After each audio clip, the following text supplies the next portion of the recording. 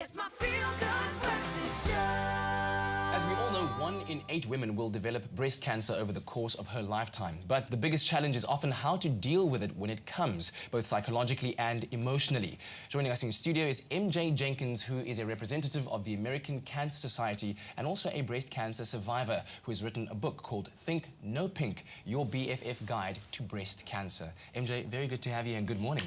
Good morning, South Africa. I'm so glad to be here from the States and to thank you for having me. I'm so happy to be alive. Oh, I love your spirit already. But let's talk a little bit more about your book, Think No Pink, the reason why you decided to write this book. You know, I came up with Think No Pink because it's about the breast cancer ribbon, is about breast cancer awareness. And for me, it also represented having breast cancer. So when I wrote my book, Think No Pink, I realized I wanted to have the right thoughts in my head about breast cancer. You know, I am an American representative of the American Cancer Society. We have a great affiliation with cansa.org, cansa.org, and we want to spread a global message of breast cancer and how to avoid big mistakes like I made in breast cancer across all countries. Yeah.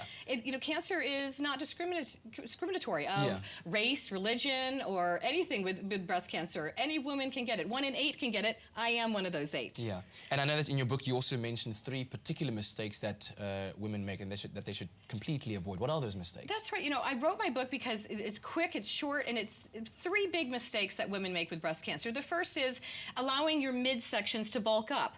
Women who have fat around their midsections are more likely to develop breast cancer than women who lead fit and healthy lifestyles.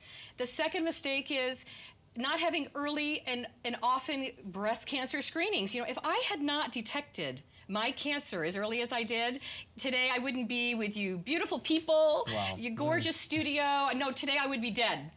And the third mistake is eating cancer-causing foods. Women should avoid cancer-causing foods at all costs. It not only causes you to, bulk up in your midsection, but, avoid things like maize for breakfast. Skip the pop and have yogurt and fruit and fresh vegetables.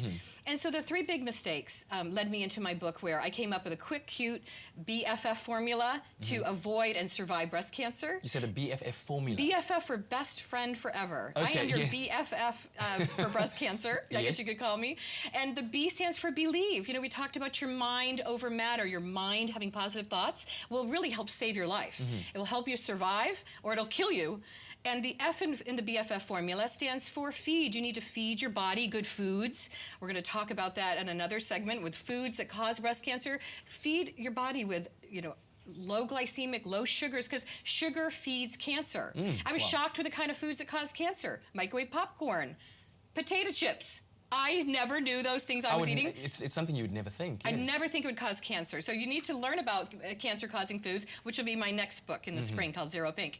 Now, I also think on the BFF formula, the big last one for F is freedom. You have the freedom to recreate your life, to redesign your life the way you want it. And I did that with breast cancer. I became a breast cancer coach for women. I stepped up my volunteering with the American Cancer Society and what I could do. And women can do that locally here with cansa.org. Yeah, and I think a lot of the time maybe that's the part that people struggle with, the freedom to know that you actually have the choice to choose what you want your life to be like. So when it came to you, the diagnosis, when did you realize that I have the freedom to do this and actually made the choice? I know exactly that day that I had the freedom in my head was when I was diagnosed with breast cancer at my mammogram. Luckily, I went early for my mammogram screening on a yearly basis. I only missed it by a few months, and in that few months, my cancer went from 0 to 90, I call it, because that's how fast you can go on a normal road, right? Well, my freedom was right then when the doctor came in, said I had breast cancer. I was all alone, my little 9-year-old sitting waiting for me in the lobby for my normal mammogram appointment turned into, I never had that kind of message where I wouldn't have control. But I had the freedom to decide, cancer does not own you. You can have good thoughts. You can heal your body with good foods and good thoughts.